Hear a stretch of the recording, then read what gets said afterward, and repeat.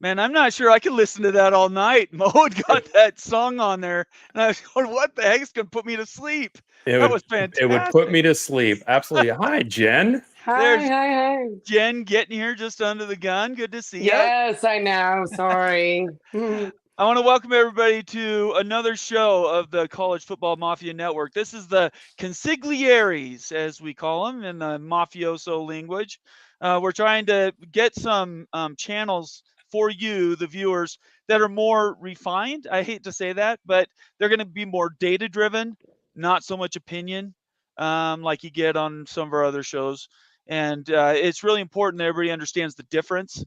This is going to be professional people, people who have been in the industry, legal experts, college football lawyers, all kinds of resources, NIL coverage. Danielle Kelly knows the NIL stuff pretty well, hmm inside and out. And she's normally here on our Wednesday night shows. But yeah, she's had some conflict. She's under tornado watch right now. Oh, geez. Yeah, I know, right? Yes. I was wondering why I wasn't hearing from her.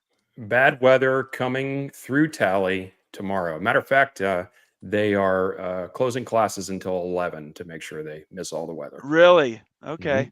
So we get snowstorms. You guys get tornadoes. Is that the trade? Yeah. I Lots of mean, we get wind. them. Yeah, we get them in Memphis all the time. I swear. It's like once a week we got a tornado warning going off. It's Oh, crazy. brother. I Well, just, I ignore them now. I mean, I don't care. I mean, You did. you know, You gotta crawl under the desk and right. put a book on your head. Wow. Okay. I make my kids participate in it. I put them in bike helmets, and then I'm done. I went to Bismarck, North Dakota. It's North Dakota, right? Bismarck, North Dakota. Went hmm there one time. Never go back to North Dakota. I was in a hotel room. I was doing remote work, and I checked into my hotel. 2 minutes later, the tornado alarm went off. I called the vendor. It's like, nope, not gonna do it. Got my car, drove home. Yeah. I wasn't going to be anywhere that were going to be tornadoes. You I don't want to just mess couldn't with deal with that. that. No, I certainly don't. I want to welcome everybody to this first edition of the Consigliere Show. This is not going to be a weekly show. This is going to be for special items. Tonight, we're going to be Mm, discussing Florida State, the ACC, and kind of where we're at now. And that we've had filings in both North Carolina and Florida. We'll go through all those details with Doug Rohan, friend of the show. Obviously, he's one of Vince's best friends, so I appreciate you loaning him to me for a little bit. And we're going to answer those questions. Hopefully, we can answer the questions that you guys have. I will tell you, because I don't know how long Doug's going to be here. If you want to guarantee you get a question to him, make it a super chat. It's the only way I can really guarantee it. Everybody else, I'm going to be flagging things, trying to do what I can to get those questions in. I think between the three of us, we'll probably keep him fairly busy. But that is one way to get your opinion or your question in. We always answer those super chats. Other than that, I appreciate everybody joining. If you're here for the first time, make sure you subscribe. Follow us all on Twitter. You can see our handles. Well, Jen doesn't have her YouTube Twitter handle up underneath her name, but oh no, I don't. yeah, you could add that if you wanted to. Yeah, I should have. I wasn't even Hit thinking. the little I'm. dots. Remember, I walked you through that. I Yeah. think.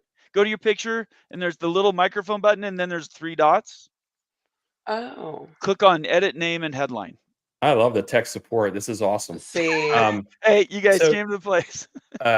Nathan, I got to Yeah. tell No. you, the name of this show is fantastic. Being an Italian guy and being on the Consigliere show, my dad would be proud of me right now. Really?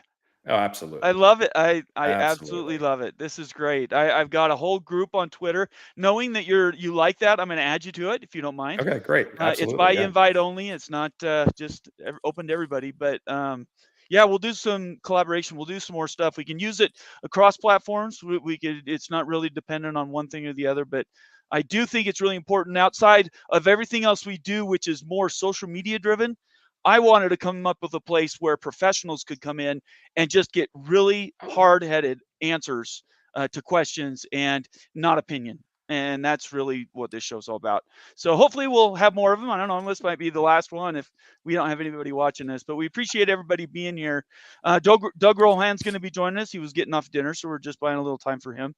I do want to quickly bump all the College Football Mafia brands that we have. We have several, but I'll just take you to the website on YouTube really quick so everybody kind of see where we're at. Members have access I'm going to make this full page if you guys don't mind. This is our main college football mafia page. And in the videos tab, you'll see these are all our short videos, 15, 16, 17 minutes. Some from Coos Corner. We've had Wild Ute University, and then lately we've got Moen Rants. If you're a member of the College Football Mafia family, and all you have to do is hit the $ in the bottom right-hand corner of the chat message, you can sign up and be a member, and you have access to everything that we put in to this library and be the smartest guy at the water cooler next week. Right now, we've got Wild Ute University, Perfect Marriage, Why Louisville is Perfect for the Big 12. That's a fantastic video. I'd encourage you to watch it. And then these two Coos Corner specials are absolutely fantastic. And I believe those are both free now. The only other one that's locked up is Moen Rants. And if you know Moen, that's a fantastic video too. So I just want to quickly plug that, everybody. I appreciate you being here. Now, as we're waiting for Doug, I'm going to ask you guys an open question to both of you. After yesterday, are you guys feeling better than you felt on Monday? I'll let you go first, Jen. I feel the same. Like I never, honestly, even the ruling in North Carolina, I feel the same. This is going to end in a settlement. I think it just depends on when and how much. I don't see it going any. There's honestly, I would put my mortgage on the fact that Florida State will not be playing in the ACC as of like 2027. And honestly, I don't even think 2026. I think that's a fair bet. I wouldn't be surprised with 2025. Really? Like it just hasn't changed. And honestly, I feel like Florida State wants out now. They want to be the first to make themselves available. And that's what they're doing. They don't want to get left behind. They're doing everything they can to make themselves available first. And but maybe I felt a little better only because it was funny to watch. Funny? That was amazing. Look, the judge was funny. Most people thought he was funny. Most people thought he was kind of like slow or something, but I really feel like he was pulling a rope-a-dope. He was pulling a rope-a-dope the whole time. I think he wanted them to spell out everything he was asking. It's almost like when I am talking to my teenagers and I act like I don't know. And I'm like, wait a minute. So like, what is this? And then they end up telling on themselves. Do you know what I mean? It's almost like that, yes. Drawing out. I think that's what he was doing. And and it was fun to watch. It was fun. What do you think, Vince? Yeah, the North Carolina thing, I'm just going to echo Jen here real quick, because the North Carolina thing, we all knew was going to go the way it was going to go. Yeah. And the reason why we knew that is because we got Doug on our side, right? And Doug told us all this stuff. Yes, exactly. So I was not disappointed in that at all, because I knew that there's no change in the momentum. The momentum is there, and the momentum is strong. And I've been saying for a while now, 2026 is the year that I'm pointing to as the highest percentage. But I am also well aware that 2025 is gaining momentum as well. Mm-hmm. So absolutely. Yeah. And then the Leon County thing, that judge, I kind of liken it to like when I go to work and I'm in a meeting with my bosses and I prepared, right? I've done everything I can to prepare because I'm in front of the big wigs and I've done everything I can. And I go in there and I'm super confident. And the first question they throws me completely off game. Right. And that's the way that went. And following that, and I enjoyed it too. It was funny because again, people thought this guy was goofy. Yeah. Like Sly Like a Fox goofy. Okay. And he may be old school, and I get it. And he's got binders and binders and binders. Right. No clerk. I thought that was really odd. No clerk. I mean, this is Florida, right? There's no clerk, right? So he had to do all the work himself, which to me should be lauded rather than having someone else do all the work. Right. So he did all the work. And then the other points about people saying like, well, why wouldn't he have read Judge Bledsoe's order? Why wouldn't he come into that more prepared? Because he doesn't care. Yeah, that's a different state. He doesn't care what Judge Bledsoe said, because in his mind, and I think he's right, and of course we would think he's right, Florida is the proper venue for this argument. And so we'll see, though. We'll see. So, go ahead, I just, one thing before I forget it, because, my mind goes, but the one thing I did like about Florida State's argument was that point, like you just said, it is the point that it should be in Leon County, because the only, like, Florida State is not objecting to paying a fee to leave. That's not what they're objecting to. Like, that's over and done with. If that's all they needed to do, they would already be out. This wouldn't be in case. This wouldn't be filing. They would pay and leave, and, leave the other welfare recipients of the ACC to themselves. And nobody would have a problem with that. But what is actually being fought here is the grant of rights, right? That is the whole crux of the argument here. And so the way that the attorney for Florida State said it was, we're talking $700 million of taxpayer funds in the state of Florida. These are only for the home games, right? It's only for the home games. So in a way, that's a great point. And when he pulled in, and I need Doug to come back in here, but when he pulled in the case law that he stated, which was about the tax and the seizing or of taxable, the taking. Yes. I love that point by him. I think that's such a slam dunk. I don't understand why they didn't say that in North Carolina. You know what I mean? Like, this is why we don't think it should be there, because to me, that's huge. And I know it's a different argument in North Carolina. Now, if it goes federal, I guess that's where you would make that. And then the federal judge could say that. But I don't know. I think this is all going to end up in a settlement. I just do. Really quick, as we were talking, we got a new member. Lee Smith is a new member. I don't have all the sound effects that Moen does. So, Lee, I owe you a sounder. You just poke me on our next show with Moen, and we'll give you all kinds of sounders you want. But thank you very much for joining and becoming a new member. I want to encourage everybody else to follow Lee and become a member of the College Football Mafia family. We have several shows. This is the latest edition, the Consiglieres, professional people coming in and not talking opinion. We're actually talking fact and findings, and that's really important. Make sure you subscribe, follow us all on Twitter, and turn on your notifications. That's really, really important. Thumbs up is nice too, although I forget to say that over and over again. I don't know about you guys, but that's something I forget to say. Okay, so the only other opinion question I have for you two guys is, as I was listening, for one thing, I've followed this realignment stuff now for 2 years because of what was happening with the Big 12 and the Pac-12, right? So we had that going, and for 2 whole years that went along, and so sort of got an education as that went along. We got to the Pac-12 settlement, and that lawyer, that from Colfax County, right down there in southeastern Washington, the area that I'm from, I grew up in that area. Very down to earth. He reminded me exactly of the guy that was in Leon County yesterday. It was really amazing, the similarities, because they didn't want to talk ephemera. And that's the one thing that the ACC brought in at the very beginning. Their argument was, let's talk about these details, these tangents that don't really mean anything. And he listened to them. He gave them 2 hours to get all that out, and then basically said, well, okay, now this is my case law. I can just tell you, this without a clerk, I was able to find these on the what is it, the law decks or whatever it is. He by himself was able to find these findings that shows that the shopping from district to district to district to find a favorable judge, it's against the way America works. Yeah. Is that how you guys looked at it too?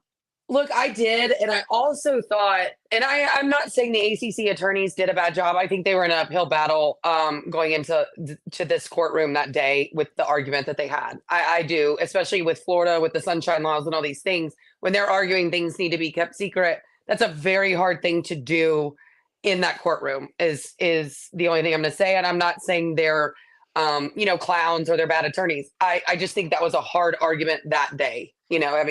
They did the best they could. But for me, it was the moment where they were talking about, Jim Phillips, we can't do discovery and all these things because he would have to fly. And he's like, and the judge was like, what? That's stupid. Like, and then it was, well, it needs to be in North Carolina because that's where the documents are. And he goes, well, I might be old, but like email can, hit like that. Like, I don't see the their arguments, that's the only argument they could have, with what they were arguing with, because to be fair, the Florida state argument to keep it in Florida was a really good one, right? I mean, we're talking sunshine laws. We're talking that it really is only the home games that we're all fighting over. So technically, that property is owned in the state of Florida. Because at the end of the day, it's the grant of rights. That's the only thing being argued. If it was just the $150 million, Florida State would leave. They'd write you a check, maybe even give them a tip. They might even do that to avoid all this. You know what I mean? Hey, can we give you $200 million and then we can leave? I'm just saying that's what this is all about, is the grant of rights. And that's 700 and those home games. You feel the same way, Vince? Well, yeah, and it's been talked about a lot. Again, we're in the opinion part of this, right? Just so I make sure. Yep. Okay. Yeah. We're in the opinion part, and it's been talked about a lot that the judge kept quoting patent cases, right? And he's quoting patent cases because what we're really talking about here is intellectual property, and somebody's been saying that in the chat here. Yeah. Florida State's performances are intellectual property, and so and they own that property. No one can take that property away from them because it's theirs. I mean, they're the ones that perform it, and they kind of loan that out, right? Isn't that what these contracts are? You own your own rights. You loan them out to people for a fee. All right, I want to welcome Doug Rohan. The Consigliere show begins with Doug Rohan. You're the first professional I've had on this show, Doug. How does that make you feel? Fantastic, and I'm sorry I'm a few minutes late. I tried to get in as early as I could because I don't want to miss a minute of Vince and Jennifer. They're awesome, but I really appreciate you being on. You bet. I'm glad I could. Go ahead, Vince. Doug is back from Ginny Springs and his time away, and he has to jump right into the frying pan. I kind of got the feeling he wanted to get back in. I don't think anybody forced him back. I'm in charge of my life choices and my decisions each morning. There we go. That's correct. I love it. Okay. So, Doug, just to get us on a baseline here, right? We were talking a little opinion became on the show, but this is the professional part we want to make sure we stick to. Your takeaway, the main takeaway from yesterday in Leon County and kind of what that judge basically told the world. It was an expected FSU win over a very narrow issue that has very little bearing on the ultimate outcome of the case. That's how I would put it. We knew that we were going to get a favorable ruling. The judge only tackled the issue of the ACC's motion to stay the proceedings, and he tabled until April 22nd the issue of the motion to dismiss and the motion to stay discovery. Overall, I'm critical of Judge Cooper in his presentation. Just from a stylistic standpoint, I prefer Judge Bledsoe's style. And if I was an attorney, I would rather be appearing in Judge Bledsoe's courtroom. But we're about home cooking and getting the right decision for Florida State. So it was perfectly acceptable that we had Judge Cooper handling this case in Florida. I understand his folksy approach, his Columbo approach, as I put on a couple Twitter posts, and just, well, another thing, let me ask about this. It was very Matlock. It was very Matlock. But Absolutely. he turned an hour-and-a-half long hearing into a 4-hour partial hearing and then rambled for 20, 30 minutes from the bench in what was supposed to be an order that now some first or second year associate at a law firm has to try to reduce to writing. I mean, it's a virtually impossible task, and I'm just glad it's not me. You know, the Judge Bledsoe issued a 76-page, well thought out, concise and reasoned opinion. I disagree with it, but he at least put it out there. Judge Cooper just, kind of stream of consciousness gave us his, August, a light and August version of what his decision was. It was great that we got the answer right away. But it wasn't surprising, wasn't shocking. And like I said, on the Richter scale, it's about a 1.2 in terms of ultimate impact on the case down the road. Is that going to be a concern when they go to appeal? I'm sure this will be appealed, right? If it hasn't already. Not from a stylistic standpoint. Yeah, Okay. no. They can't attack anything he said then. So real quickly, go ahead, Jen. Oh, sorry. No, I was just going to say, I thought his laying it all out there and actually putting it on the record, everything he was saying, the way he was going over the case law, how he was explaining his decision, actually almost to me, and Doug, you'll know more than me, he was trying to make it almost appeal proof. Like, I feel like he was really going over everything and laying it out there so that his explanation, because he said at the beginning he wasn't going to have this 76-page ruling. That's not what he was going to do. So he laid it all. He did his 76-page ruling in that 4-hour hearing. That's how I feel about it. And so I don't know. But Doug, you go ahead. You're better at this than me. That's a valid point. No judge wants to be overturned. That's the closest thing to getting an F on a midterm that you experience as an adult. But it does happen. It happens all the time. We will get more into discussions about appellate procedure and appellate rules once we get there, but it is time to start at least talking about it, because during the Leon County hearing, we got the filing in Mecklenburg County that FSU is appealing the order from Judge Bledsoe to the North Carolina Court of Appeals. So there's really two typical standards for review by the courts of appeal. The first is what's called a de novo appeal, or a complete review of the entire case from top to bottom. That's very rare. That's not typically what happens. You don't get to retry the case to a different judge.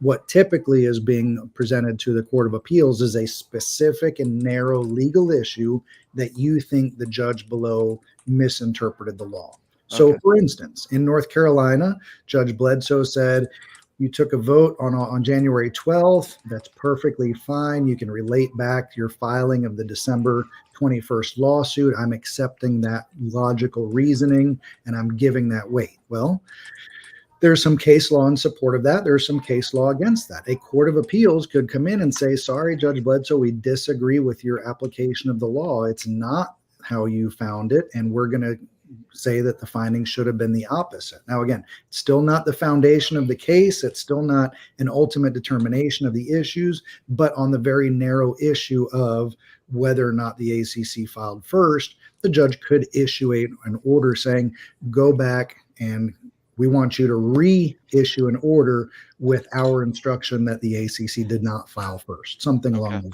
lines. Vince, you look like you want to ask him something right away. No, I'm just enamored with the whole thing because de novo is a new flashcard. Latin for something new, right? Something novo, new. I assume, is new. Yes. So that, like you said, that rarely happens. When an appellate court comes back and says, okay, this narrow thing that you have to, are they basically instructing and saying, no, you're wrong, you have to fix it? Or are they telling the lower court judge to think it over and decide again? The Court of Appeals will tell the judge what they got wrong and then say, now reissue your opinion with this new piece of information. Now, that may not change the ultimate decision or the ultimate outcome, but at least in terms of the legal result and the logic, you have to substitute the Court of Appeals point for whatever you were using as a point. And then to go back to Jen's point, that's what's going to make it very difficult with the rambling stream of consciousness, because words matter. And so now, instead of just having an order, a 76-page transcript, we have to submit, or order, we have to submit the full transcript of what Judge Cooper was talking about. What do these words mean? Did he misspeak? You know, I occasionally will watch these videos back and I'll be like, that's not the word I meant to use. I meant to say something different. Right. So, you know, we're talking about complex legal issues, and switching out words right now is not ideal when you're trying to show the foundation for your decision-making process. Jen, do you have a question? I have one, but I'll ask you first. I did, but I think I already forgot it. So you go ahead first. Okay. All right. So I was looking at the chat, so I forgot it. So I appreciate you looking at the chat, because I'm not. I appreciate you doing that.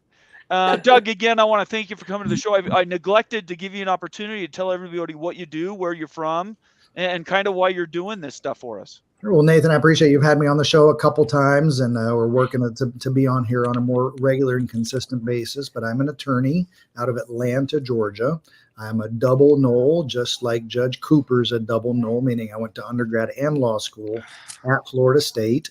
I do have FSU Homer in my profile because I am not one of the FSU attorneys, but I am an FSU fan that happens to be an attorney. So I knew from the beginning that I wanted to get into this. It's not my practice area. My practice area is personal injury, workers' compensation claims, criminal defense. So I've got a 10-year practice, my own firm open in Atlanta for the last 10 years, but this is contract law. This is something that's a passion project for me because I'm learning as I'm going through the process. But much like my efforts to educate my clients when they're hiring me to represent them on a certain issue, I've got a specific set of skills where I can break down these legal concepts in easily identifiable and digestible tidbits so that the everyday Twitter lawyer, new Twitter expert can understand what's going on and be familiar with what's going on and speak intelligently about it.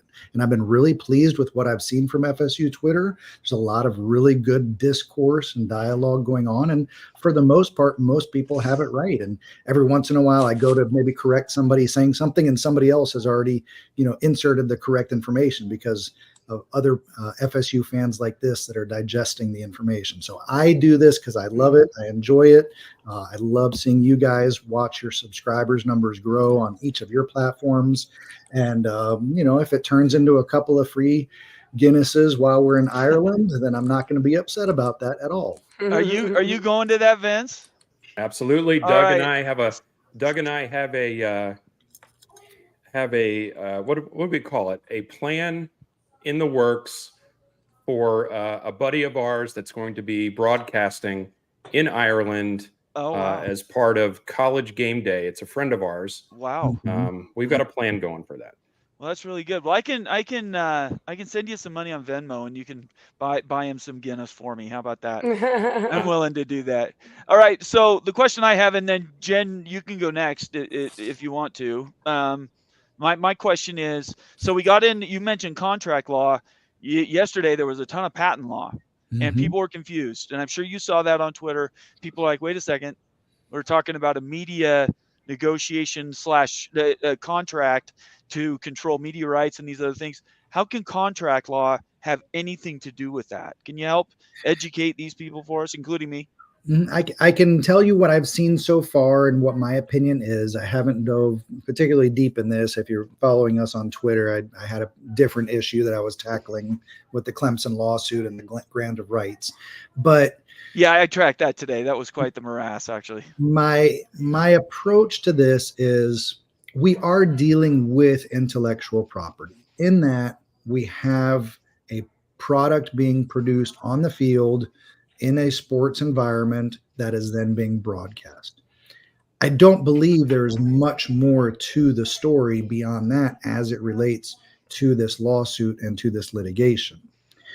The judge pointed out and admitted, I recently had a patent law case, tangentially related to some of the stuff we were deciding. So I have this treatise on patent law and I found it interesting. And so here I am in this contracts dispute dealing with something that isn't well-established law, that isn't well settled. And there were some anecdotal elements from those patent law cases that I could relate to the decision-making process that I'm making here. So that's why some of the attorneys might have appeared flat-footed, might have appeared unprepared, because as the orator, as the person up there arguing these cases, you want to present your case, you want to substantiate your case with your positive case law, but you also have to know all of the negative case law so that you can distinguish your case from that negative case law. The other side is case law in support of their positions, you have case law. So as a result, you need to know citations, you need to remember cases, you need to remember fact patterns related to these cases, and you need to remember why your case is different. So that's a lot to remember. You're remembering it for all the Leon County cases, for all the state of Florida cases, for all of the 11th Circuit federal cases, because the circuits, work top down. So the Florida is under the 11th. So they've spent all this time reading through and researching all these cases. Nobody picked up a patent law book digest from around the corner. So it was kind of out of left field. It's not improper. It's not egregious. But what I will say is this, I take off the FSU Homer glasses. If the ACC North Carolina judge had behaved and operated the way the Florida Leon County judge had, FSU Twitter would have lost its ever-loving mind. Really? And in what way? One simple example that I'll give. Because the judge was very deliberate in his questions and because Judge Cooper took his time, we blew through the entire morning just listening to the ACC's argument. Well, guess what? It was time for lunch. FSU hadn't had a chance to speak yet, but we're going to go ahead and break for an hour anyway and go ahead and take an hour off. Hey, guess what the FSU attorneys did during their lunch break? It sure as heck wasn't scarfing down a sandwich. Right. They were recalibrating and recalculating their arguments as to what they were going to say as soon as we came back from the lunch break. Again, not illegal, not improper, but very much favorable home cooking that helped their cause. Interesting. Jen, now do you remember?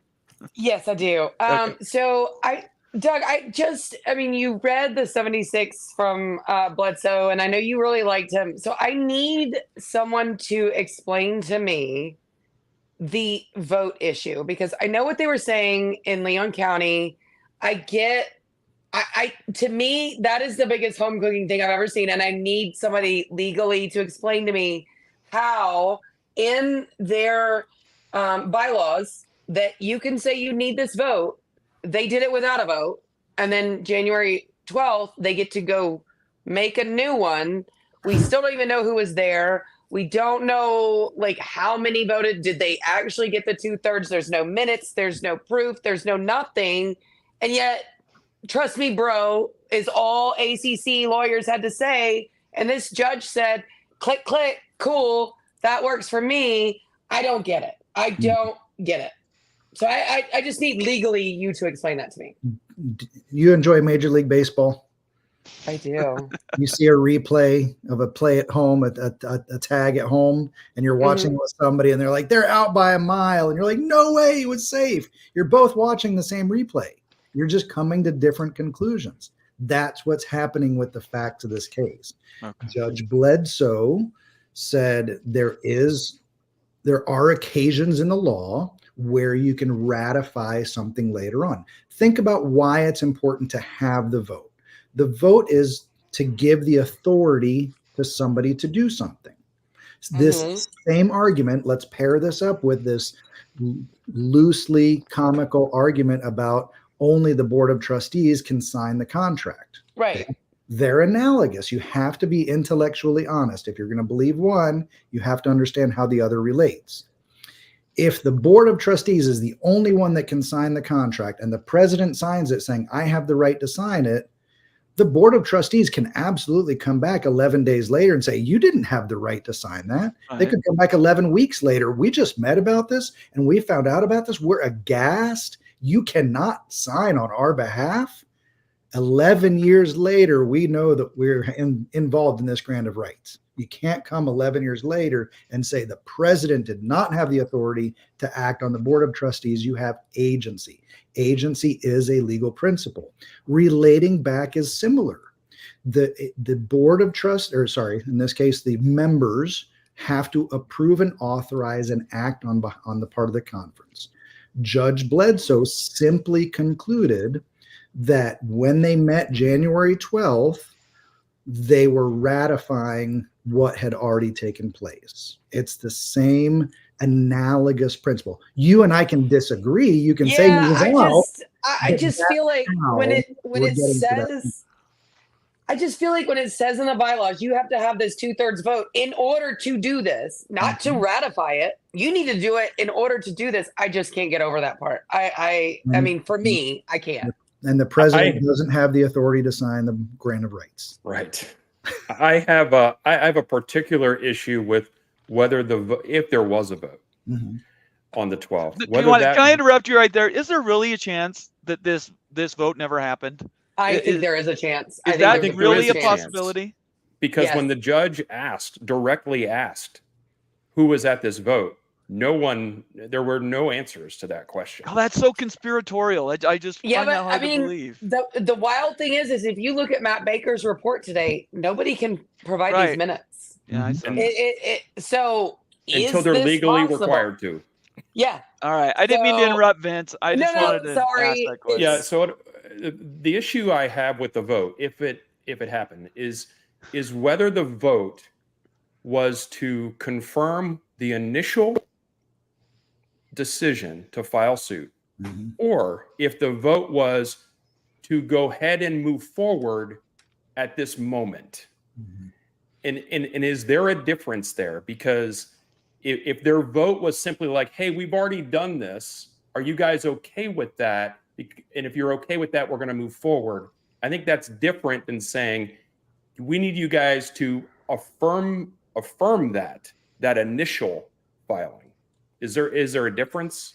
Absolutely. And the ACC has argued both of those differences. The ACC has been the ACC's worst enemy in this entire process. Right.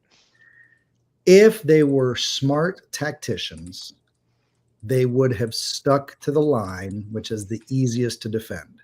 We didn't need a vote. That was a declaratory judgment action. No vote was needed. Once we wanted to sue for damages, that was material litigation. They should have stuck with that. And if they had, I think they would have had a stronger argument. Wow. But then they went and said, we need to get the vote. And we need to get the vote on amending the complaint. And now we need to get the vote to amend the complaint that's actually based on the original complaint. Are you okay? They've gone 3 different ways with their arguments in court over what that vote meant. I agree with you, Vince. And they and the people that they invited to the vote didn't include certain schools, even though those certain schools are still standing members of the organization. They said it was a conflict of interest, right, Vince? Well, we haven't heard all the detail behind that yet. Okay. But I don't know, you're either in or you're out. Well, I'll take it a step further. Yeah. You needed a 3/4 vote to have the vote on that day. They moved the date up by 1 day because it was a 72 hours notice. You don't need a special vote, but they did a 48-hour notice. We need 3/4 of our members to approve a 48-hour meeting. Why was that necessary? Don't make things more complicated than they need to be. Don't open up problems where problems don't need to exist. So something was going on that it had to be done in 48 hours, not 24 hours, not 12 hours, had to be done in 40. What could you not wait 1 more day for? And then when you didn't wait 1 more day, you now needed 3/4 of the members, not 2/3, to vote to approve a meeting in 48 hours. Yet they did not get 3/4 of the members to vote in favor of litigation. They only got 2/3. But they didn't need the vote. Allegedly. They didn't. Well, they didn't need the vote, but they just did it anyway. They did the vote anyway. It wasn't material. All right. Again, this is opinion. But they needed it anyway. Right. So $500 million isn't material. $500 million isn't material, so it didn't matter. You can just go, put your fairy dust over on January 12th and everything's fine. No big deal. In North Carolina, you can. Yeah. Let's move forward to the gore. And that was all today. I tracked that for a little while, and then I finally just figured it's like you were saying, Doug. You can say one thing and have 2 people think completely different depending on their personal biases and everything else associated with that. So the gore is a mess, right? This discussion between 2025, they have to ESPN has to agree to extend the contract and what that contract would avail if Florida State's gone, and there's all this confusion. Is there, like, if you just took a couple of minutes here, is there a quick way that you could describe to everybody really what the difference is here that we're talking about, this ACC gore problem? So the first issue is The grant of rights was patterned after the Big 12 grant of rights. It's a carbon copy, actually. Well, it's not. And so I want to thank you for introducing me to this concept, because I had said in one of my very first videos with TJ Pittenger, I was shocked at how stupid these ACC attorneys were, because they didn't include a choice of law provision. They forgot that. That should be fundamental. That's basic. You have to remember to add some language about choice of law. If we get into a fight, where's the fight going to be held? Right. I've learned that in patterning the grant of rights after the Big 12 grant of rights, it's not that they forgot the choice of law provision. They took out the choice of law provision. Wow. The Big 12 grant of rights had a choice of law provision in it, and the ACC attorneys struck that from their draft. So they weren't idiots for forgetting to put something in. They were idiots for eliminating something, which I think is 10 times as reprehensible. But getting to now the ACC grant of rights, it was always discussed as ironclad, ironclad, ironclad. All members irrevocably grant their rights to the ACC. We haven't seen more of it. We haven't been told more about it. It's not available to the public. That's just what was the general information for the first 17 years that we've been having these discussions. Okay. It turns out there is a draft, an unsigned draft, but nobody has yet disputed that it's accurate, of both the 2013 and 2016 amendments to the grant of rights. I have copies of both. You by the way. mentioned that you have copies of both. Yeah. And what's critical and what I failed to recognize, again, I'm telling you where the bus has been. I'm not telling you where the bus is going. So I'm just trying to explain this as we go along. FSU attorneys did not pick up on this. It wasn't until Clemson filed their lawsuit that they made hay out of the reality that the grant of rights had to be read in conjunction with the ESPN agreements. There were not two separate agreements. They were one and the same. And I've been busy. I had spring break. We've been worrying about the orders that were coming out. So literally today at 1:30 was the first time that I sat down to reread the grant of rights with the perspective of this Clemson suit in my mind. And that's where I diarrheaed onto Twitter about the reality that I had to change my opinion. I thought I thought Clemson had a novel argument. I thought Clemson was being creative. I didn't initially buy what Clemson was saying until I reread it. 9 times in the paragraph about the grant of rights does it mention the ESPN agreement. And at no point does it say the ESPN agreements or any subsequent partners or any subsequent media agreements or any other networks that take over for ESPN. The grant of rights was written on behalf of ESPN for the benefit of the ESPN in an inducement to get ESPN to act. There is no grant of rights without the ESPN. Now, Clemson takes it a step further. Clemson believes, I don't know why, that they can unilaterally leave the ACC, and that terminates the grant of rights. And I don't believe that. I put in another blurb. It says that for the term of this agreement, whether or not the member remains a partner with the conference, or some language to that effect.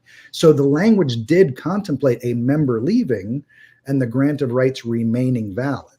So now comes the question of what is going to happen with ESPN prior to February of 2025, because that's when they need to exercise their unilateral, and we'll get into why there's still other problems, but ESPN has a unilateral right to extend the grant of, or to extend their material media agreement with the ACC through 2036. If ESPN doesn't do that, I believe the grant of rights collapses and doesn't exist. And Doug, let me ask you a question here real quick. When you say unilaterally to extend, that does not mean renegotiate. That means to keep status quo as is. So we're not talking about more dollars. It is, that's the crux of the negligence that FSU is alleging that the ACC committed. They started this deal at below market. There are annual escalations of 4.5%. Right. It says below market. The SEC and ESPN just signed a $3 billion deal, whereas the ACC is still sucking up $120 $12 million at 3.4 or 4.3% annual increase. ESPN has no interest. Look, they could fix this. They could solve everything by tripling their offer, but why would a good business group do that? And second, I'm not sure ESPN is a good business group. Disney is trying to spin them off because I don't think they're as healthy as is being purported. The ESPN group is basically $4 for $4 menu, the ACC at this point. Mm-hmm. Yeah, but I mean, why would ESPN give the ACC more money? Look, there's 2 teams in the ACC that have done anything in the last 20 years. There's 2. There's literally 2, and they're about to leave. So I think I wish somebody could explain to me honestly what this whole trade secret thing, what could be possibly in it that ESPN wants to keep so quiet and ACC wants to keep it so quiet. What is the problem? Like, what is it?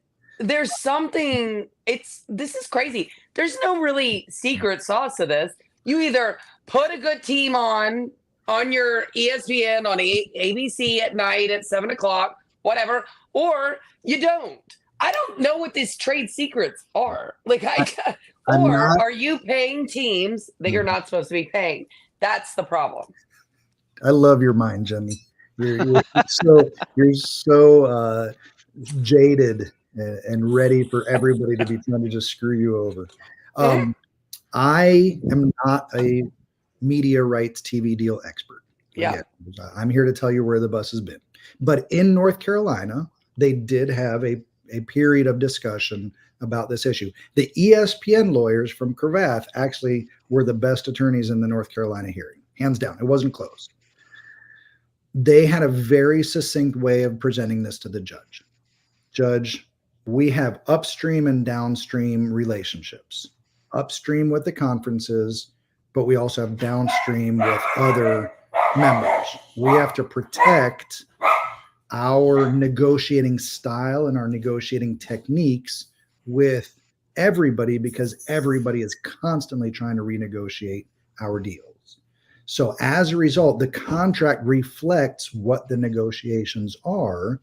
And if Army is successful in getting $76,000 per home game, they don't want Navy knowing that because they just signed a 10-year deal for $36,000 per home game, something along those lines. I know Navy is NBC, but regardless, the point being how they negotiate with each individual team member, conference, and organization that they enter into an agreement with, making that agreement public is problematic. You do see it in the media. You're right. It's not a secret sauce. We know about the ESPN deal with the SEC for $3 billion, but they put up a slide to demonstrate and point out, upon promise of anonymity, off the record, allegedly, we suspect, how many NIL deals do we know about that are completely fabricated? Right. When we're talking about those numbers. Most of them. So this,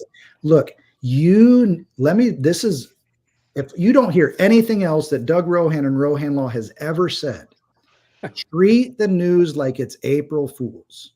Always do. Every story is wrong. Every story I've ever been involved in, every client, every interview I've given, every story is wrong. We don't know what it is. Maybe it's just what day it happened. Maybe it's something big like who did it, who did the crime. But everything you read in the newspaper is wrong. That's not being Jen and being, believing everybody is out there to get them. That's just the reality of the situation. No, I do love to put my tinfoil hat on, but I feel like for this whole thing, all of it has been really weird. And I don't know. I can't really wrap my head around all of it. So I know it sounds like I'm conspiratorial, but yes, I am. So you're right. You just like to keep the news moving, I think is what you like to do, Jen. You're a mover. That's all right. And also I treat the news like I do my children. Anything they tell me, I assume they're lying. You know what I mean? I'm going to go look it up. Okay. There we go. I think you're smart because, kids make stuff up all the time. All the time. All the time. Mostly those are lies of omission. Very good. I like that. That's lawyer speak if you ever have Another it. card for the day. Somebody's listening to you, Doug. How about that? Hey, I've learned after all these years. So we're almost an hour in here. I just want to thank everybody for being here tonight. This is the premiere episode of the Consiglieres on, is that how you say it? Consigliere. Yeah. Consigliere. You're the Italian. You tell me, Vince. I'm Italian. Okay. Wow. Italians all over. Consigliere. The Consigliere show, and we're on the College Football Mafia Network. But we have some great creators. They're all here. Doug Rohan, Rohan Law, Vince, VCNole. You want to talk about your show a little bit, Vince? Sure. Garnet and Old is the name of the show. We're on YouTube, Facebook, Twitter, all the normal spots. My partner and I, Ryan Eastman, Big Papa East. We do a show every Thursday at 7. And we're going to be rolling out some brand new stuff tomorrow evening. Oh, wow. So if you're interested and you've got 7 p.m. free, come on over and you will hear about all the new fancy stuff going on at Garnet and Old. Love it. And Jen's mixing it up with George over at Renegade Report. What have you guys been up to, Jen? Well, I mean, I guess it's the same old, I get on there. George does all the work. I just show up and run my mouth. And but we do have now Lawrence Stampo coming on Tuesday. So I'm super excited about that. And then next week is the spring game, guys. It's the spring game. 420, baby. I'm going to be there. I can't wait to see everybody live in person. I'm so excited. So yeah, this is going to be fun. What the heck's going on behind you there, Vince? You got all kinds of graphics. That's it's right. Like you're going in an EDM concert or something. I was like, am I going clubbing? Let's take a sidestep here for just a second. You guys mentioned Florida State, the team. Boy, if they're not in the top 5 to start off the season and they have a chip on their shoulder, I've got them on the inside track to easily get to the playoff, obviously, but that they could end up being in the Final Four. What do you guys think? I would be surprised if they were starting the season in the top 5 just because of the number of players that you saw them at the combine. There's a lot of great players that left, and whenever you're not returning your best players, the voters, as it were, don't look too highly on that. But I think what you'll end up seeing by the end of the year is this team may actually be better than last year's team. And what I mean by that is maybe not so much in terms of star power, but the depth of the team. And I'm pretty confident they're going to make the playoff. This is the best and deepest 2-deep roster that Mike Norvell has had in his career.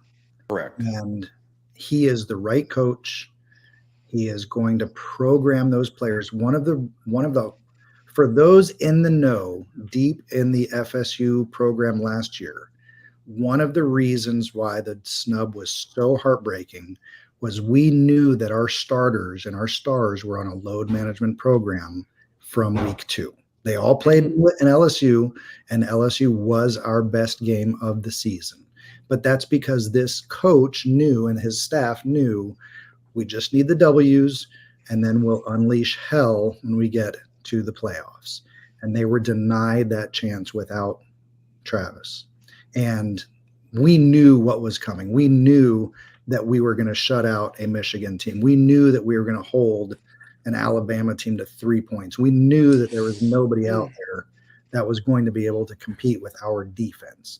I love it. It would have been an ugly game. It would have been unwatchable. And that's why they left us out. And that's wins or wins. But we had prepared. So this same coaching staff, one of only 10 in the country, is all back, and they're going to do the same thing. The question is, can DJ do in 1 year what Jordan spent 4 years doing? Can we keep our wide receivers healthy this year instead of playing them banged up all next year? And can our 2-deep roster succeed in a way that only our 1-deep superstars last year were able to? Correct. Jen, you agree with all that, I assume? I do. I think, I have been on the DJ train since the beginning. So, not to say Cam Ward is not a bad player. He's a great player. There was a whole lot of reasons. Cam Ward's very good. Very, very good. This is good. not, this is nothing against him. I just said I wanted DJ from day one. Right. Not that I didn't want Cam. If Florida State had gotten Cam, I would have had zero problem with that. So please do not come and hit me up. I'm not saying that. What I'm saying is they're both really good. In fact, I think right now by this, everything you see on camera, everybody is fair to say Cam Ward will be more successful. Okay. There were reasons that I wanted DJ more than Cam because I think DJ fits in way better with Mike Norvell's system. Okay. Way better. I think this is a perfect drop-in for him. I think it's a wonderful fit. I think the personalities match. And that's something you really don't think about, especially with a transfer. Like with a high school quarterback, that's a different scenario. With a transfer, when you're talking about 1 year, those personalities better fit. They better get along. Everything better mesh, because otherwise this is not going to ever work. He did a great job at Oregon State. Yeah. And I think he's just going to go from strong thing to strong thing. I absolutely love this kid. And this was, again, nothing against Cam Ward. There was a reason that I just loved this match up because it was the coach, it was the quarterback, all of it. All of it for me. I love it. And I also love the way DJ really works with the wide receivers. I really think that's a great he did it at Oregon State. He even did it at Clemson. And I know at Clemson everything went weird when Devo hired his cousin and everything. I know, I get it. I'm not here to criticize or whatever. I think there was that was a bad mesh, by the way. That was not a good mesh with a coach and a quarterback. Sorry, I don't mean to rant, guys. My bad. It's all right. But I just the off season, that's what people are loaded up to do right now. It's So you guys have the spring game coming. So I mean, for me, like DJ, I was so excited to get him because honestly, and I hate to say this, maybe I'm being a girl right now. He wanted to be at Florida State. That's what he wanted. That's it. He wanted here. Wow, you guys all jumped up to that. That was remarkable, all three of you. Like, I loved every minute of it. I feel like, so it's not about like with Cam, I feel like Cam really wanted to be in the NFL. I do. Or he wanted to be at Ohio State. And I'm sorry, Miami fans, please do not kill me on this. Please don't kill me on this. I know y'all are going to be mad. I know they're going to be mad. I'm just saying, I feel like Cam Ward really wanted to be at Ohio State or he wanted to be in the NFL. And I think something fell through. And I think, when you don't have that hyped up, that's where you want to be. That's what I like. I'm sorry. I feel like you're going to work harder. Okay. I love it. I think that's great. I have one more comment on Cam Ward. Sure. And that is Cam Ward may be very successful where he is, but it's going to be because of him. Because that coaching staff is not going to build. There's going to be no development there on him at all. Matter of fact, he should ignore that staff. Otherwise, he's going to go backwards. It will be in spite of Mario, not because. It will be in spite of the staff. And so, and I have a lot of Miami friends, and they would argue that point, but the history shows that to be true. Let's get to some comments here. I know, Doug, we're probably on a short leash with you, so I want to run a few questions from the audience, if that's okay. Of course. All right, great. So, Old Dad, this is a post. I don't know who you are, Old Dad. Appreciate you being here. If you're new to the channel, make sure you subscribe, give us a like, and follow us all on Twitter and turn on your notifications. He says, this will end up in federal court or mediation. Go Noles, sooner is better. And I would add the mediation. The judge actually mentioned mediation 3 or 4 times, maybe more. I heard 3 or 4. This is a simple one-sentence question that we'll spend about the next 30 minutes dissecting and answering. Okay, go ahead. To the point of the judge mentioning mediation, that's standard practice in Florida.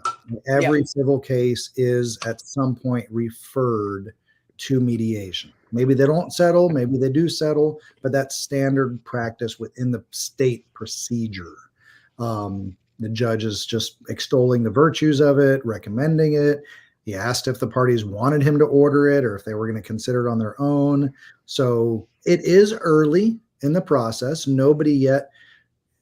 For a successful mediation, one of the parties has to, here's your next word, Vince, capitulate.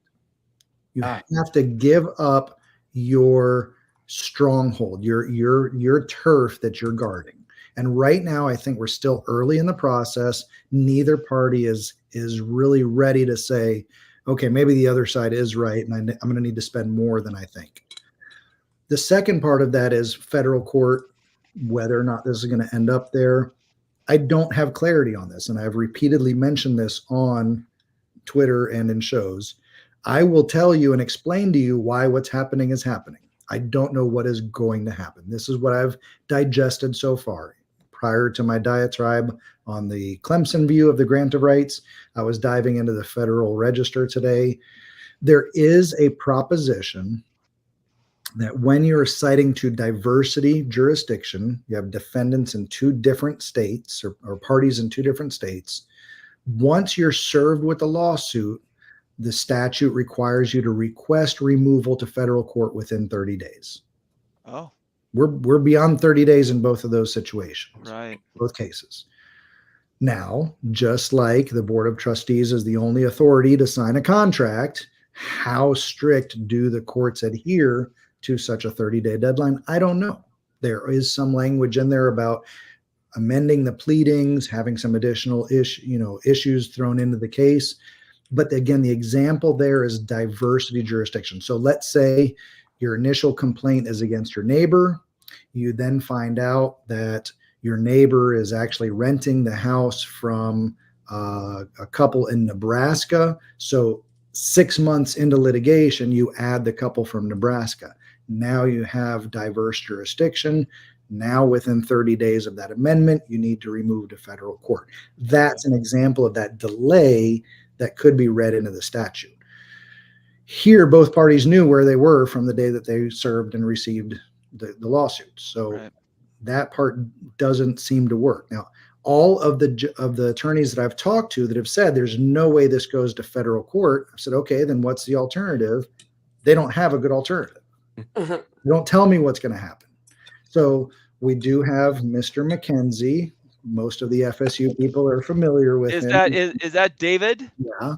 Okay, David McKenzie is you were going repartee back and forth with him. Most of us are blocked. He had a post. Yes, I am. I was wondering if I was I'm the not only one. For those of you who couldn't read his posts, he did bring up the issue of the full faith and credit. What happens if we have two parallel lawsuits and these go to some form of conclusion? Well, first off, we are months, if not years, away from a final order from any judge in any jurisdiction on what's going to happen in this case. The Maryland case to settle took 18 months. Wow. Okay. Use that for comparison in 2013. Okay. We are in a 24-hour news cycle. Everything does move a little bit faster. We're a little bit more efficient than 2013. Okay, so 14 months instead of 18 months for a quick resolution. If this were to go the route, first we're dealing with courts of appeals. So the North Carolina Court of Appeal is already involved. It's most likely that we're going to get the Florida Courts of Appeal. What do they say? Could one of them say it belongs in the other state? Absolutely. Is that likely? No. So then we still have two state courts who are now on a trajectory. Throw in Clemson, South Carolina. We've got a third state now involved. The parties can voluntarily agree that Judge Bledsoe in North Carolina should hear all this. North Carolina files suit. Now we have a North Carolina suit. So we have North Carolina, South Carolina, Florida, all involved in 3 lawsuits that could all be heard by Judge Bledsoe in North Carolina. If the parties want to consent to that, they can do that. Probably aren't going to do that. So what's the most likely scenario? I suspect a settlement for $150 to $180 million between the days of August 16th and August 23rd. That's my best guess. 2024. 2024. So we got a prediction. If not, this is going to get very sloppy, very ugly, and they will spend hundreds of thousands of dollars, if not millions of dollars, on attorney's fees as they are fighting this across a multi-front war. Okay, so say those dates again. August 16th, because August 15th is the deadline to declare you're out of the conference. So they might settle. They might have an agreement August 1st, but they'll say because the ACC wants an additional year of FSU revenue, you announce your departure on August 16th. We will accept $180 million from you. I could see that. I could see that. So you're saying they would play in the ACC in 2025 and then leave in 2026? Correct. I mean, I could see that. I don't know. I'm still hearing from people that 2025 is the goal. So I can't unring that bell in my head, but I can see what you're saying. I'm just writing that down. This is why I'm more apt to believe 2026 is the year, is because the 2025 thing, while it can happen, it's a very sped up process. Yeah. And a lot of ducks have to line up for that. And I think that I think Florida State would be okay with hanging around for one more year, provided the money is right. I hope that's true, because I'm waiting for the conference to dissolve. I've got a conference that needs bodies. And so I'm being very selfish now. So they're going to merge. They're not going to dissolve. It's going to be the big ACC. Yeah, I don't think that's going to happen, Doug. Yeah, no way. Boston College, Wake Forest. There's no way they're tag-alongs. It doesn't happen. So how does the rest of Florida State fans feel? I need to know this, because for me, I hope the ACC dissolves. I don't really care if they do or don't. But for all the welfare recipients in it, I hope they're stuck there. I hope they're stuck there living this hellhole, and then they have to sit there and get these sorry-ass checks, and they don't get invited to anything, and then everybody's like, who cares about Boston College, right? I mean, nobody cares. That's all I'm saying. You made me laugh. Brett Taylor, another comment is here. He says, somebody asked Doug to give a Consigliere's analysis of last night's Knoll baseball game. So are they still undefeated? No. We got swept by Clemson, but we should have won two.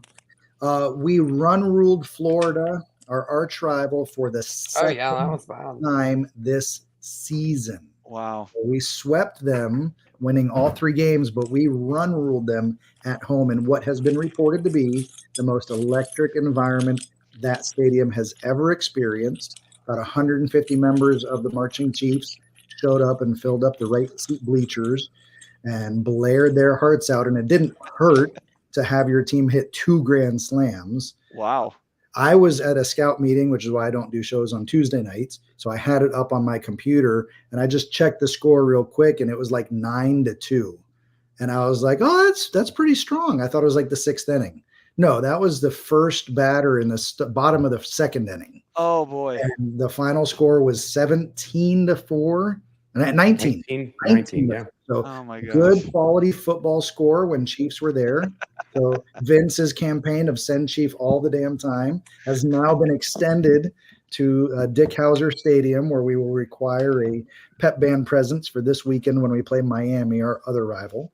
So there's some momentum toward that, by the way. More than momentum, I gotta believe that's an absolute gonna happen situation. I haven't watched college baseball once in my entire life. I might have gone to a softball game once in college. What? No, my God. Look, the Mariners have just not been there for me, and so I've been in Utah away from baseball. Major League. I'm sorry, it's better than Major League. I don't watch Major League. The deep, dirty secret of my heart is that if I had a gun to my head and I could only pick football or baseball, I would be in the stands with the animals of Section B. Oh, yeah. Oh, Canada. I mean, I need a baseball championship so bad. I can't even function. Like, I need a Florida State baseball championship, and I need a Memphis basketball championship so bad that I can't even, like, it's like one of my biggest Memphis is going to have to up their NIL to compete with UConn. I'm going to tell you right now. Memphis has a really good NIL. Okay. Yeah, they UConn do. Is the thing. Replica, one of our members says, hot take, one of the trade secrets ESPN is trying to hide is the fact that the ACC gore isn't enforceable beyond 2027. Can you clear that up, dude? I know that was another outstanding question on the Gordon. No, because I haven't seen the ESPN agreement. That's right. There you That's go. the problem. That's what we're fighting over.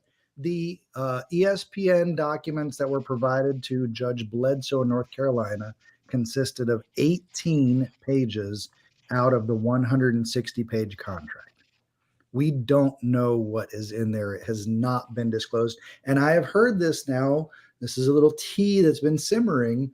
Multiple people are starting to say this. Now, maybe they're all listening to each other and just some moron was the first person to mention it. But nevertheless, the smoke is percolating as Jen signs off on the screen out of her guilty conscience. Sorry, no. I just have to check one thing. So that's one of the questions is in the ESPN agreements, which we now agree based on our interpretation today is the foundational basis for the grant of rights. What is in there regarding the decision of the members to separate themselves from the conference? Mm-hmm. Okay. All right. I think the idea that everybody needs to get through their heads is we don't know. That's the whole fight is what ESPN is trying to protect. Can I chime in here real quick? Go ahead, Vince. Of course. So, Doug, you can clear this up. ESPN wanted no part of the Leon County proceeding, mainly because they were not party to it at all, right? Probably, but also because as soon as they are, everything has to come to light because of being in Florida. Can you talk so everybody understands that? So that was the eyebrow-raising event that occurred in the North Carolina hearing. One of the issues with trade secret protections is what efforts have you made to protect your trade secrets? Judge Jacobs in North Carolina had a big problem with ESPN in that regard. When FSU filed suit, they let everything out. Florida State wants all the skeletons out. Florida State believes that the ACC skeletons are worse than anything that Florida State has done. So they filed everything in public. Marry that to the sunshine laws in Florida, which of the 50 states is the most open and visible open records requests available. Basically, the law is if a member of a public state institution signs a contract, it has to be available for public review without exception and with criminal prosecution if you fail to comply. So Really? That's the standard that we start with in Florida. In North Carolina, ESPN joined with the ACC in this idea that they wanted to seal their agreement. And the judge invited ESPN to actively participate as a party in this limited motion to seal. He wanted specifically to hear from the ESPN attorneys. Well, when the judge started inquiring about FSU's position that the ESPN was not protecting their documents in Florida, he questioned the ESPN attorneys. And the only response that ESPN could come up with, there were two that were very comical. One, if we object and if we try to file a motion for protective order in Florida, we have to identify those specific words and language and paragraphs that we want protected. So that's going to attract the attention of everybody to those specific documents. I don't have time to spend 150 hours going through everything filed with a fine-tooth comb. I'm waiting for Vince or Jen to go do that. Somebody will bring this to me eventually. I'm almost done. I'm issuing the bounty. But somewhere in the documents that were filed in Florida by Florida State are some of the sensitive items that ESPN wants to protect. The second thing that was interesting and curious was when it came to ESPN knowing about this, ESPN had to admit that it was through an ESPN press release about the Leon County lawsuit that they learned that their documents that they wanted protected were being put out. So ESPN republished the publication that Florida State issued in their lawsuit that shouldn't have been made public anyway. So he was very, had his head down. He was upset about it, obviously. And I don't know, there something was lost in the communication. I maybe at some point will rewatch the video. I don't know if he was saying that he was literally just learning that fact while he was in the courtroom, or if it was just at some point he learned of that fact. But he didn't make it clear that this wasn't something that was literally being texted to him while he's sitting there in the courtroom. No, it was the ESPN PR people that screwed you over too. That is remarkable. They could be so unprepared. The whole thing just seems crazy to me. Okay, we've been here a long time. I'm going to give Vince and Jen a chance to ask you a couple more questions, and we'll get you out of here, Doug. Great. Oh, I'm good, Doug. You did great as usual. No, I mean, I'm good too. I mean, I think he answered everything for me. If there's anything that comes up, Lord knows there will be. So. You can find me on Twitter. Follow me at Rohan Law PC. I'm active. I'm more active than my wife would like for me to be. No. So we've got a super chat coming in here from Ryan Willie. Thank you very much, Ryan. $5. He's also a member of our channel. Thank you. Will this push the ACC to the bargaining table? Is there enough leverage there to get this thing negotiated out? This is a very interesting topic that has come up from the beginning of this litigation. Where is that pressure point, that capitulation for the ACC? You have to understand that quite literally, FSU started this litigation because they were concerned for their existence as a championship caliber football institution. They did the math, and they could not exist while they were under the current agreement. The problem is with Clemson now joining the suit and North Carolina considering it, we have the prophecy from Harry Potter and the Sorcerer's Stone. One cannot live while the other still breathes. This is an existential crisis for both Florida State and the ACC. So if I were in charge, if I was Jim Phillips and I was looking at this, at the dinner table with my wife saying, I just don't know what to do, look 20 years into the future. Is the ACC going to be a quality basketball conference with reasonable revenue streams coming in, or is the ACC going to cease to exist? Those really are the only two options, and those were the only two options the minute that they allowed Florida State to be excluded from the college football playoff. That night, December 1st, the ACC sealed its fate. They admitted we are a second-tier conference. Yeah, I think everybody agrees now with that. Is, are they going to exist as a second-tier conference, or are they going to go kicking and screaming into the dark night until Florida State and Clemson are leaving? Right. Yeah. The question is for how much? Is it $572 million? Maybe. Somebody said that the court yesterday, the hearing mentioned $700 million. I didn't hear that, but yeah, I didn't hear that either. That was in there. Okay, so you've got $1.4 billion. The problem is those aren't damages that are owed to you. You don't get paid $1.4 billion. You just continue getting that money from FSU and Clemson's rights for the next 10 years. Best case scenario. So what do you want today? What does the ACC need today to release Clemson and FSU from that 10-year obligation to get their rights through the ACC media agreement? It's going to be less. It's going to be $120 million, $150 million, $200 million. Take that $200 million, gird up your secondary Wake Forest and Boston colleges, build out those basketball facilities, and cash those CBS checks every March for tens of millions of dollars. That's how you survive as the ACC. Okay, I have one more thing. The way you just described it, I totally understand everything you're saying. My only other question would be, okay, but could Florida State's argument be the grant of rights, right? The grant of rights, we're talking money for home games, right? Home games. And so if Florida State leaves and the ACC keeps said grant of rights, pays it out to all these other conference members, minus Florida State, because they wouldn't get the money because they're not in the conference anymore, right? They're not in the conference anymore. They would not get the money based off of that wording that they talked about in the hearing, right? So If you leave the conference, you do not get that money anymore from the grant of rights.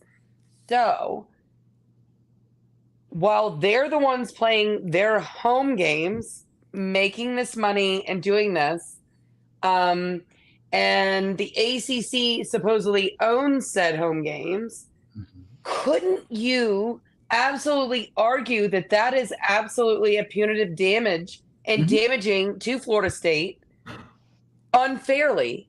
Yeah.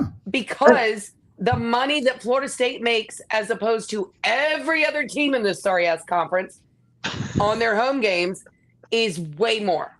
So it's unfair for Florida State to be the only one punished with that amount of money, because if you put it together, the only two teams that would be punished for this, we all know Miami home games really don't matter. So yeah. So I'm asking, like, is that an argument that they can make? They are making it. That's one of their arguments. Okay. They have lots of good arguments besides the grant of rights is the grant of rights.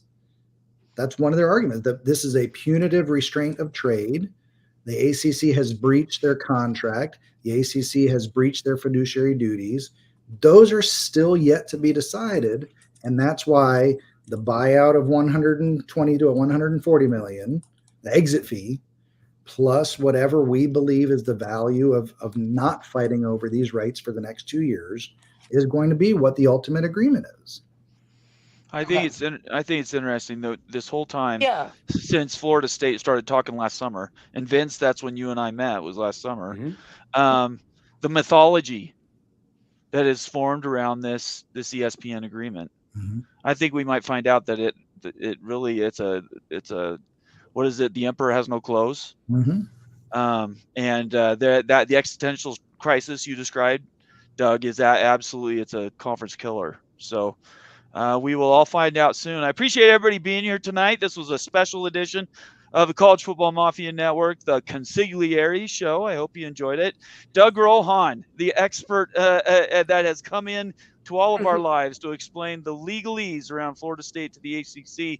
Doug, again, why don't you tell everybody what you do, where you're at, and I'm at Atlanta, Georgia, practicing workers' compensation, criminal defense.